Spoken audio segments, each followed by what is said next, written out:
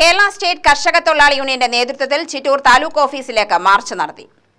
അർഹതയുള്ള എല്ലാവർക്കും പട്ടയം നൽകുക തുടങ്ങിയ മുദ്രാവാക്യം ഉയർത്തിക്കൊണ്ട് ധർണയുടെ മുന്നോടി നടക്കുന്ന മാർച്ചാണ്.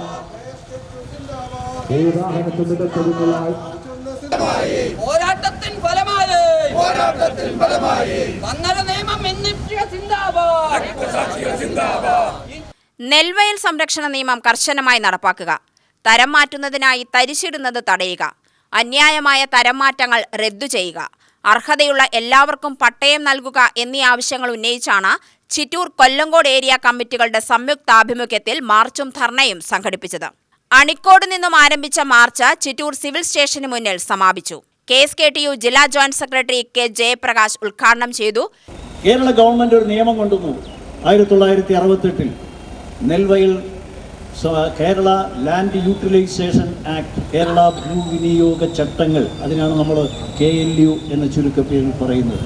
കേരള ഭൂവിനിയോഗ ചട്ടങ്ങൾ. ഭൂമി നികത്തണമെങ്കിൽ എന്താവശ്യത്തിന് എന്തിനു നികത്തുന്നു, ബാക്കിയുള്ള ആ പ്രദേശത്തെ കൃഷിഭൂമിക്ക് തടസ്സമില്ലാത്ത രീതിയിൽ വീട്ടാവശ്യങ്ങൾക്ക്, ഗാർഹികാവശ്യങ്ങൾക്ക്, അതുപോലെയുള്ള പാർപ്പിടമില്ലെങ്കിൽ ഒക്കെ തന്നെ പ്രത്യേക അനുമതിയോടുകൂടി RDOവിന് അധികാരം നൽകിക്കൊണ്ടുള്ള ഒരു നിയമമാണ് 68 ഉണ്ടായ Kerala land utilization act, Kerala ഭൂവിനിയോഗ നിയമം.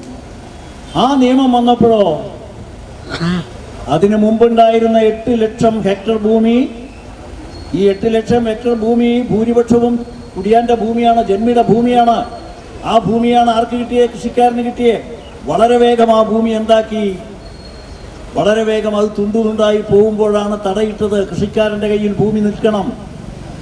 അങ്ങനെ നിൽക്കണമെങ്കിൽ നെൽകൃഷി ആദായകരമാവണം. ആവുന്നത്ര സഹായം നെൽകൃഷിക്ക് വേണ്ടി നീക്കിവെക്കാൻ ഗവൺമെൻറ് തീരുമാനിച്ചു. പ്രധാനപ്പെട്ട സർക്കാരിൻ്റെ നിക്ഷേപം കേന്ദ്രത്തെ സമ്മർദ്ദം ചെലുത്തിക്കൊണ്ട് 1-ാം നമ്പർ പട്ടികയായി നെൽകൃഷിയെ കാണണം എന്ന് തീരുമാനിച്ചു. കേരള ഗവൺമെൻറ് അങ്ങനെ തീരുമാനിച്ചു. യൂണിയൻ ജില്ലാ ജോയിന്റ് സെക്രട്ടറി R. ശിവപ്രകാശ്, ജില്ലാ കമ്മിറ്റി അംഗങ്ങളായ S. Rajan, M. Rajan, Renuka, Omana, A. Devidas, KSKTU Kollengode area secretary K. Kannanunni, Chittur area president PG Sivadas തുടങ്ങിയവർ സംസാരിച്ചു.